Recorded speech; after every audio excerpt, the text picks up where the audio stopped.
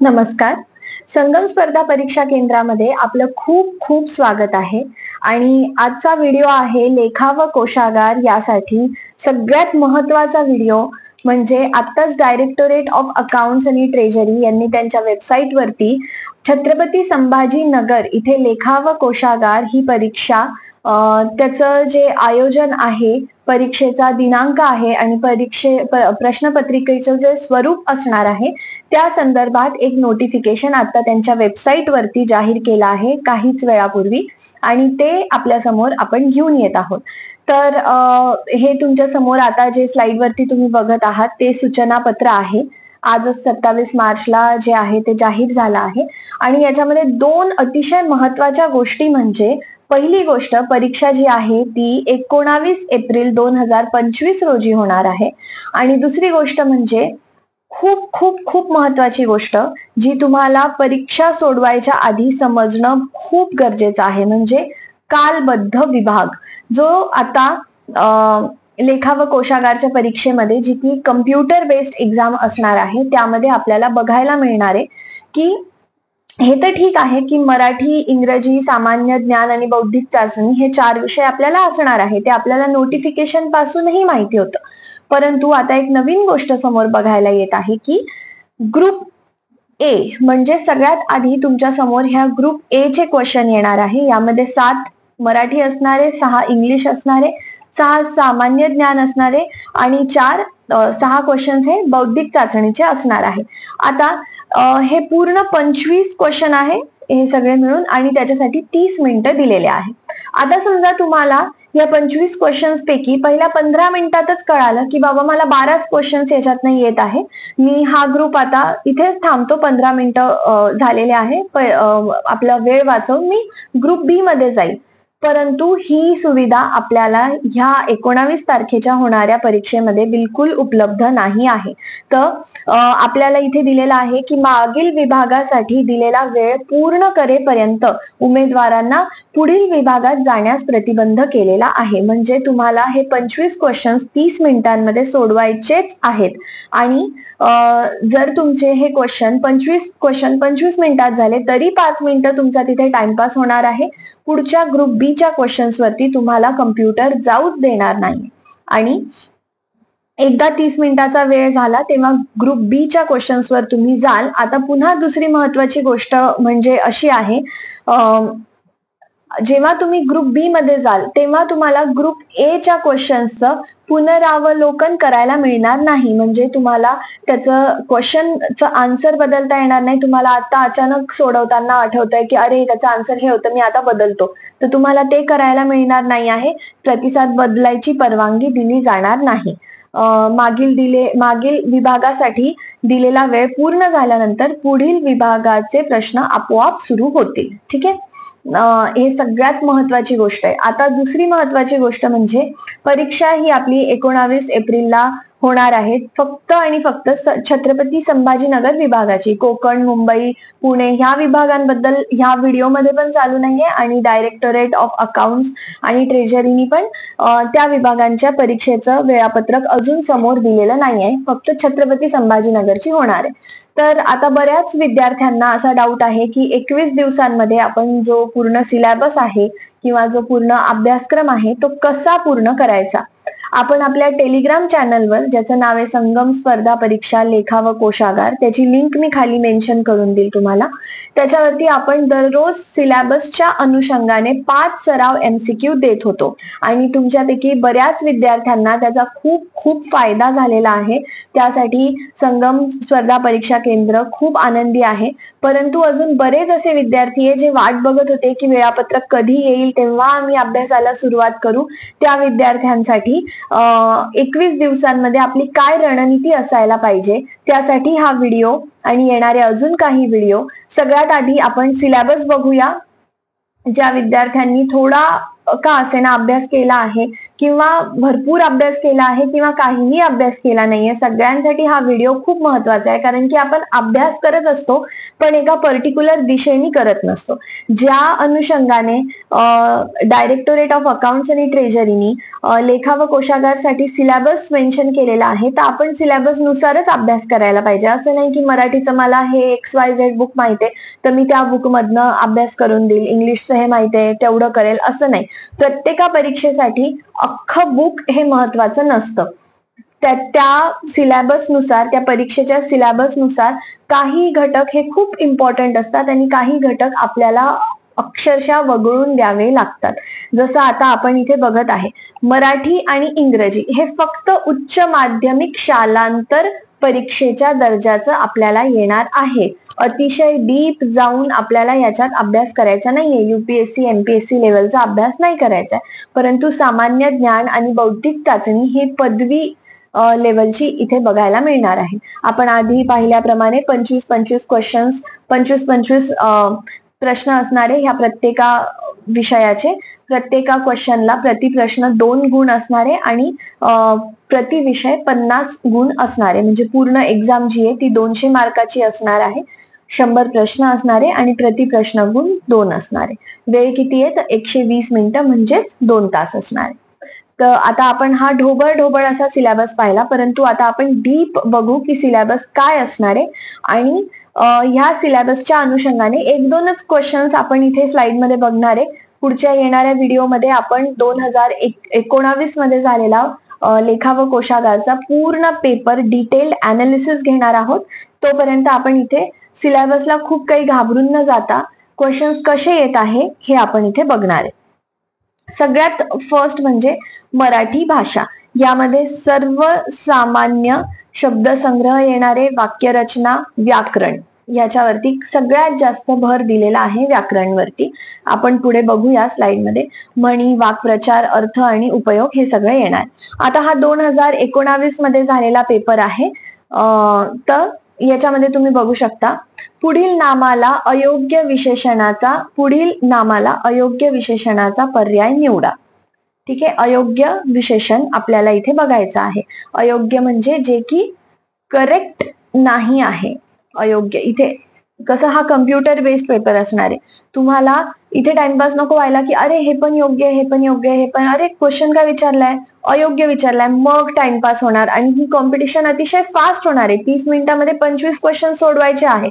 लवकर सोडून त्यानंतर पुनरावलोकन करायचं आपल्याला वेळ मिळणार नाहीये. त्यामुळे जेव्हा सोडवला आणि करेक्ट करायचा पण वेळ मिळणार नाही, त्यामुळे आपली स्पीड, ऍक्युरेसी खूप महत्वाची. तर इथे नॉर्मल विचारला आहे, अयोग्य विशेषणाचा निवड करा. त्यानंतर क्रियापदानुसार कर्त्याच्या योग्य रूपाची निवड करा. डॅश डॅश पुस्तक वाचतोस. मग इथे 4 ऑप्शन्स दिलेले आहेत, तुम्ही, तू, मी, आत्या. आता डी ऑप्शन तर सगळ्यात आधी कट होतं, मी ऑप्शन सगळ्यात आधी कट होतं. तुम्ही पुस्तक वाचतोस, आपल्याला करता माहिती जरी नसला तरी आपण इथे हे 4 ऑप्शन्स टाकून पण उत्तरापर्यंत पोहोचू शकतो. ही मला तुम्हाला इथे एक कॉन्फिडन्स द्यायचा होता. आणि अशा प्रकारचे आपल्या समोर मराठी व्याकरणाचे क्वेश्चन्स उद्भवतील. त्यानंतर आहे इंग्लिश. आणि तुम्हाला माहिती असायला पाहिजे, इंग्लिशचे सगळे क्वेश्चन्स इंग्लिशमध्येच येणारे, म्हणजे इंग्लिश भाषेमध्ये. त्यात मराठी भाषेचा कुठेच उपयोग होणार नाही आहे. तर सिलेबस काय आहे, common vocabulary, sentence structure, grammar, use of आयडम्स, phrases, meaning आणि सगळ्यात महत्वाचं म्हणजे कॉम्प्रिहेन्शन ऑफ पॅसेजेस. तर याच्यामध्ये बऱ्याच विद्यार्थ्यांना हा डाऊट आहे की एवढे मोठे मोठे पॅसेजेस येतात, त्यावरनं योग्य उत्तर शोधायचं आहे. सगळ्यात आधी तर इंग्लिश वाचायलाच थोडीफार मेहनत लागते. तर त्यामुळे आपण याच्या पण ट्रिक्स आणि टिप्स घेऊन येणार आहोत की 2019चा पेपर बघू, कशा प्रकारचे कॉम्प्रिहेन्शन आलेले होते आणि आपण किती सहजरित्या ते दिलेल्या वेळेमध्ये कॉम्प्रिहेन्शनचे क्वेश्चन्स सॉल्व्ह करू. तर हे बघा, अतिशय सोपा असा क्वेश्चन आलेला आहे 2019 मध्ये. Choose the most appropriate usage to fill in the blank in the given sentence. Please help me make a dash, I don't know which book to buy. म्हणजे हे जो कोणी असेल XYZ तो म्हणतोय की प्लीज मला मदत करा निर्णय घेण्यास. हे काय, निर्णय घेण्यास I don't know which book to buy. तर इथे कोणता शब्द फिट होईल? Decision, decide, deciding, decider. ठीक आहे. तर आपण जर नॉर्मल इंग्लिश जरी येत असेल तर आपण इथे एक एक ऑप्शन टाकलं तरी आपल्याला उत्तर येऊ शकतं की please help me make a decision, हे त्याचं उत्तर आहे. परंतु जर आपल्याला थोडंसं आपलं इंग्लिश थोडं कमजोर असेल तर आपण त्याच्या पण ट्रिक्स आणि टिप्स आपल्या टेलिग्राम चॅनलवरती शेअर करू, येणाऱ्या व्हिडिओज मध्ये पण आपण बघू. आता हा एक क्वेश्चन पुन्हा इंग्लिश चा आहे. अप्रोप्रिएट आर्टिकल यूज करायचा. भयंकर सोपा असा क्वेश्चन आहे. My friends live in dash old house. तर आता आपल्याला इथे या ऑप्शन्स पैकी एक एक आर्टिकल टाकायचंय की इथे काय फिट होतं, ह्या डॅश वरती काय फिट होतं, इथे काय होतं, इथे. परंतु आपल्याला सगळे ऑप्शन्स बघायची गरजच नाहीये. जर आपण थोडा जरी अभ्यास केला असेल इंग्लिशचा की जिथे वॉवल्स येतात, जे की ए, ई, आय, ओ, यू हे वॉवल्स असतात, जिथे जिथे वॉवल्स येतात तिथे कधी पण ॲन या आर्टिकलचा उपयोग होतो. आता इथे सगळ्यात पहिलं जे शब्द आहे, सगळ्यात पहिला जो वर्ड आहे तोच ओ आहे, म्हणजे आपल्या ए, ई, आय, ओ, यू मधला. म्हणून इथे सगळ्यात आधी ॲन येणार आणि सगळ्या ऑप्शन्स मध्ये, वरच्या 3 ऑप्शन्स मध्ये ॲन हा शब्दच नाहीये. त्यामुळे आपलं डी ऑप्शन आहे. पटकन असं उत्तर मार्क करून आपण पुढे जायचं. ठीक आहे. आता हे झालं इंग्लिश आणि मराठी ग्रामर. पुढे जे आहे ते सामान्य ज्ञानचे क्वेश्चन्स आपल्याला बघायला मिळणार आहे सिलेबस मध्ये. त्यामध्ये आहे भारतीय संघ राज्य व्यवस्था, म्हणजेच हे राज्यशास्त्र आहे आपलं, राज्यशास्त्र. ठीक आहे. यामध्ये घटना कशी तयार झाली, घटनेची प्रस्तावना, भूमिका. तुम्ही व्हिडिओ पॉज करून एकदा याचा स्क्रीनशॉट घ्या ह्या स्लाइडचा आणि प्लीज जिथे कुठे तुम्ही अभ्यास करत असाल, जर लायब्ररी असेल, अभ्यासिका असेल तर तिथे समोर हा किंवा मी खाली पीडीएफ देते तुम्हाला सिलेबसचा. म्हणजे कसं सिलेबस मधला प्रत्येक पॉइंट, सिलेबस आपलं बायबल असणार आहे, सिलेबस मधला प्रत्येक पॉइंट आपल्याला कव्हर करायचा आहे. ठीक आहे. आणि एकही पॉइंट सुटायला नको. कमीत कमी त्याबद्दल थोडी तरी माहिती आपण घेऊन ठेवायला पाहिजे. तर ह्याच्यामध्ये एमपीएससी किंवा युपीएससी सारखं खूप डीप विचारलेलं नाही आहे, अतिशय वर विचारलं आहे. जसं की आपण राज्यशास्त्र, ह्या राज्यशास्त्राचा क्वेश्चन आहे. तर बघा इथे आपल्याला बघायला मिळतंय, खालीलपैकी कोणता मूलभूत अधिकार नाही, म्हणजे which of the following is not a fundamental right. English मधून जे काही विद्यार्थी तयारी करत असतील त्यांच्यासाठी. तर इथे आपण डी पासून बघू. शोषण विरुद्ध हक्क, म्हणजे आर्टिकल 23, कलम 23 आणि 24 आहे. धर्म स्वतंत्र 25 ते 28 आहे.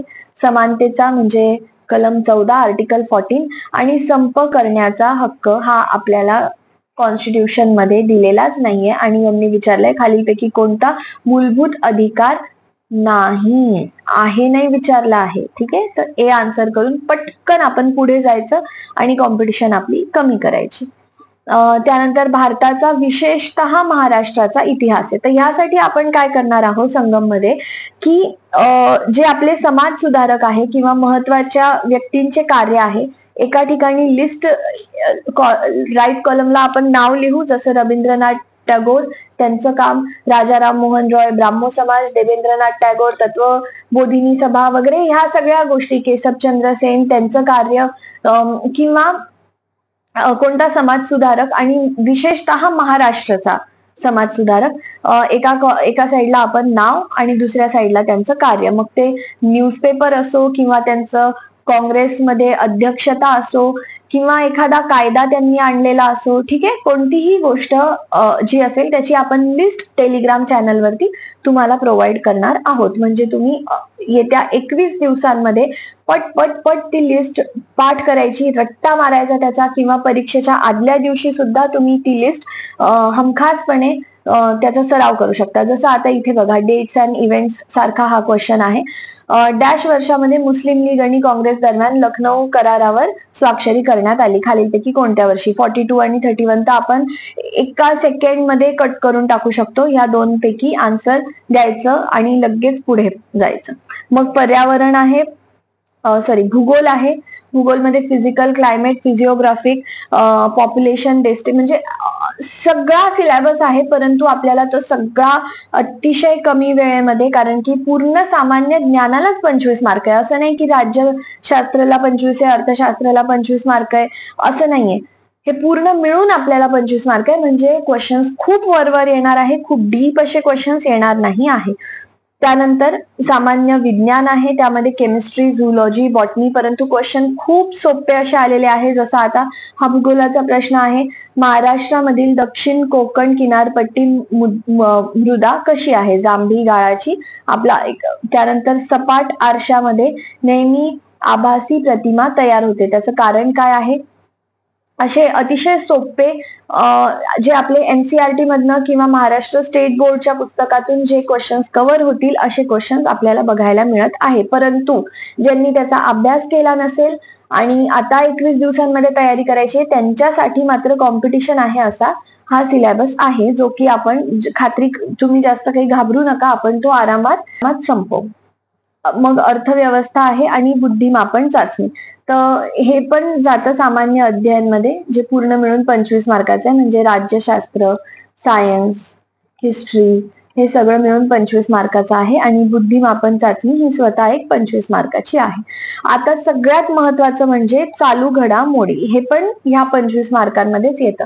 तर बऱ्याच विद्यार्थ्यांनी मला असा क्वेश्चन केलेला आहे की मॅम, चालू घडामोडी ह्या कोणत्या वर्षीच्या करायच्या?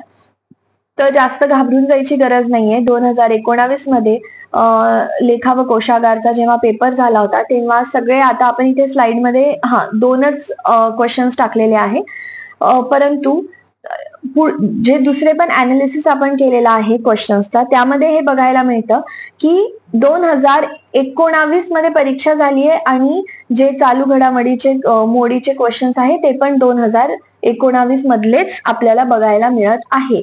असं नाही की पंचवार्षिक योजना करून जायची आहे, मागच्या 5 वर्षाचे करंट अफेअर्स करायचे, असं काहीही नाही. फक्त ज्या वर्षी तुमची परीक्षा होत आहे त्या वर्षीपासून मागचे 6, 7, 8 महिन्याचे क्वेश्चन्स आणि खूप झालं तर 12 महिन्याचे, म्हणजे एका वर्षाचे. 1 वर्ष तर खूप जास्त झालं, मागच्या 6 ते 8 महिन्याचे तुम्हाला चालू घडामोडी चा अभ्यास करणं गरजेचं आहे. आता यासाठी पण घाबरून जायचं नाहीये. कोणतं मॅगझिन वाचू मी, कोणतं काय, आता न्यूजपेपर वाचू, काय वाचू, हे याच्या मागे पळायचं नाही आहे. आपण आपला टेलिग्राम चॅनल जॉईन करा, किंवा मी पुढे तुम्हाला फोन नंबर प्रोव्हाइड करते, डिस्क्रिप्शन मध्ये लिंक देते, तुम्ही त्या लिंकला जॉईन करा टेलिग्राम चॅनल वरती आणि तिथे तुम्हाला चालू घडामोडी येत्या काही दिवसामध्ये उपलब्ध होतील. आपण मार्केटमध्ये असलेल्या सर्व मॅगझिन्सचं एक शॉर्ट नोट्स तयार करणार आहोत, जे की विद्यार्थ्यांना खूप महत्वाचे आहे. कारण हे बघा, तुम्ही लक्षात घ्या, मटेरियल आणि शॉर्ट नोट्स यामध्ये जमीन आसमानचा फरक आहे. मटेरियल मध्ये एका व्यक्तीची, जसं आता दिल्ली हायकोर्ट च्या जजच्या घरी आग लागली होती, तर मग त्या जजचं पूर्ण हिस्ट्री, जॉग्रफी, तो कुठे शिकला, एक्सेट्रा एक्सेट्रा सगळं देण्यात येतं, जे की आपल्या परीक्षेला काहीही उपयोगाचं नाही आहे.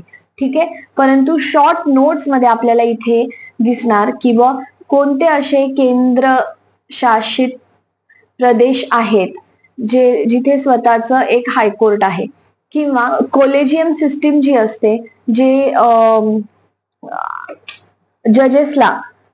जजेसची बदली करतं, त्यामध्ये जर का स्टेटचं हायकोर्ट असेल तर किती लोक असतात, आपलं सुप्रीम कोर्ट असेल तर किती लोक असतात वगैरे, असं जे शॉर्ट परीक्षेसाठी खूप खूप गरजेचं आहे, तसे नोट्स आपण तिथे उपलब्ध करून देणार आहोत. म्हणून तुम्ही बिलकुल काळजी करू नका की कुठून अभ्यास करायचा आहे, काय करायचं आहे, कोणतं मटेरियलचे कलेक्टर बनवू नका.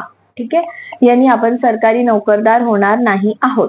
आणि त्यासाठी संगम स्पर्धा परीक्षा केंद्र आपल्या समोर घेऊन येत आहेत मोफत मार्गदर्शन. आता याबद्दल मी तुम्हाला सांगते, जसं अर्जुनाचा सारथी कृष्ण होता, महाभारतामध्ये. तसं तुमच्या संपूर्ण प्रवासाच्या, असं नाही की लेखा आणि कोशागार, तुम्ही बॉम्बे हायकोर्टचा फॉर्म भरलेला असू द्या, वनरक्षकाचा फॉर्म भरलेला असू द्या, कोणताही फॉर्म तुम्ही भरलेला असू द्या, त्यासाठी तुम्हाला मोफत मार्गदर्शन मिळेल, हे की फ्री असणार आहे. यामध्ये तुमच्याकडनं एकही रुपया चार्ज केला जाणार नाही आहे. आमचं फक्त एवढं म्हणणं आहे की तुम्ही अभ्यास करा आणि लवकरात लवकर पास व्हा. आता ह्या काय असतं, म्हणजे मोफत मार्गदर्शन काय असतं, आपण मागच्या 1 महिन्यापासून मोफत मार्गदर्शन घेऊन आलेलो आहोत आणि बऱ्याच विद्यार्थ्यांना त्याचा खूप छान असा फायदा झालेला आहे. परंतु अजून बरेच असे विद्यार्थी आहेत ज्यांना कळालंच नाहीये मोफत मार्गदर्शन काय आहे. तर हे बघा, जेव्हा आपण अभ्यास करत असतो तेव्हा आपल्या सोबत बाजूला आपला शिक्षक नसतो बसलेला की भूगोलाची एखादी कन्सेप्ट कळली नाही तर तो लगेच तुम्ही लगेच त्यांना विचारू शकता आणि तुमच्या शंकेचं निराशन होईल, असं होणार नाही. परंतु हा जो तुमचा मार्गदर्शक आहे, जो की तुमचा मेंटॉर असणार आहे, तो तुम्हाला ह्या फोन नंबरवरती 24/7 अवेलेबल आहे. अगदी रात्री 12 वाजता 1 वाजताही तुम्ही, परंतु ते अकॅडमिक डाऊट्स असायला पाहिजे, तर तुम्ही कॉल करून त्यांना कोणतीही, तुम्हाला समजा कन्सेप्ट समजली नाहीये तर लगेच कॉल करून, सर मॅम मला सांगा, हे इथे इथे मी अडकलो आहे, मला म्हणजे गाईड करा. किंवा तुम्ही एखादा प्रिव्हियस इयर पेपर करत असाल आणि त्यामध्ये तुम्हाला एखाद्या प्रश्नाचं उत्तरच देता येत नाहीये, कळतच नाहीये, किंवा तुमच्याकडे प्रिव्हियस इयर पेपरच नाही आहे, तो कुठून घ्यायचा आहे, त्यासाठी तुमचा मेंटर तुम्हाला हेल्प करेल. किंवा कोणता फॉर्म, तुमचं ग्रॅज्युएशन कशामध्ये झालेलं आहे, त्या अनुषंगाने मी कोणता फॉर्म भरायचा, कोणता नाही भरायचा, या सगळ्या गोष्टी तुम्हाला तुमचा मार्गदर्शक म्हणजेच तुमचा मेंटॉर सांगेल. परंतु आता लेखा व कोशागार फक्त 21 दिवसांमध्ये आलेली आहे, म्हणून भरपूर विद्यार्थी लेखा व कोशागारसाठी कंटिन्युअसली मोफत मेंटॉरशिपचा बेनिफिट घेत आहेत आणि त्यामुळे दुसऱ्या विद्यार्थ्यांना थोडंसं थांबावं लागेल. आधी आपण लेखा व कोशागारच्या विद्यार्थ्यांना हेल्प करूया आणि त्यानंतर सगळ्या विद्यार्थ्यांना करूया. तरी तुम्ही, मी खाली डिस्क्रिप्शन मध्ये फॉर्मची लिंक देते, हा फोन नंबर आहे, सेव्ह करून ठेवा. कधीही कोणत्याही, अक्षरशः तुम्हाला कंटिन्युअसली अपयश मिळतंय म्हणून तुम्ही निराश झाले असाल तरीही तुम्ही तुमच्या मेंटॉरला कॉल करू शकता, एक भविष्याची रणनीती विचारू शकता आणि लवकरात लवकर ही परीक्षा, कोणतीही परीक्षा जे तुमचं एम असेल, अक्षरशः UPSC पासून तर सरळ सेवेपर्यंत मार्गदर्शन करणारे वेगवेगळे मेंटॉर आपल्याकडे उपस्थित आहेत. त्यामध्ये मी तुमची मेंटॉर असेल, मी सुपर मेंटॉर असणार, अजून विशाल सर आहेत ते सुपर मेंटॉर असणार, आणि जे आधीचे विद्यार्थी होते, जे संगमचे विद्यार्थी होते आणि ते पास झालेले आहे, कोणी बॉम्बे हायकोर्ट मध्ये क्लर्क आहे, कोणी पोस्ट मध्ये आहे, कोणी लेखा कोशागार आहे, ते त्यांच्या वेळेनुसार जशी त्यांना सुट्टी असते तेव्हा तुमच्याशी झूम मीटिंग असो किंवा फोन असो, कशावरूनही तुमचे डाऊट्स सॉल्व्ह करतील. ठीक आहे, तर हे आहे मोफत मार्गदर्शन. आता 21 दिवसांची रणनीती काय पाहिजे आपली लेखा व कोशागारसाठी, त्यासाठी आपण पुढचा व्हिडिओ घेऊन येणार आहोत. ह्या व्हिडिओमध्ये आपण फक्त आणि फक्त सिलेबस काय असणार आहे, क्वेश्चन्स कसे आले होते आधी, आणि आपण काय रणनीती ठेवायची, हे आपण बघितलं आहे. पण 21 दिवसांचा जो फुल सिलेबस असणार आहे तो 21 दिवसांचा जो जी आपली रणनीती असणार आहे ती आपली काय असायला पाहिजे, यासाठी एक पूर्ण व्हिडिओ आपण घेऊन येऊ, डे नुसार आणि सिलेबस नुसार, की पहिल्या दिवशी मराठीचा अभ्यास किती करायचा आहे, इंग्लिशचा दुसऱ्या तिसऱ्या दिवशी कसा करायचा आहे, त्यासाठी टीम काम करत आहे आणि आपण तो व्हिडिओ घेऊन येऊ. पण सगळ्या अपडेट्स मिळवण्यासाठी खाली दिलेल्या डिस्क्रिप्शन मध्ये टेलिग्राम चॅनल लिंक आहे, ती जॉईन करा. मोफत मार्गदर्शनाचा भरपूर असा बेनिफिट मिळवा आणि आपण लवकरच भेटूया दुसऱ्या व्हिडिओमध्ये. तर थँक्यू सो मच, आणि खूप अभ्यास करा आणि परिश्रमासाठी बिलकुल हलगर्जीपणा करू नका. आणि ठीक आहे, भेटूया पुढच्या व्हिडिओमध्ये. Thank you so much.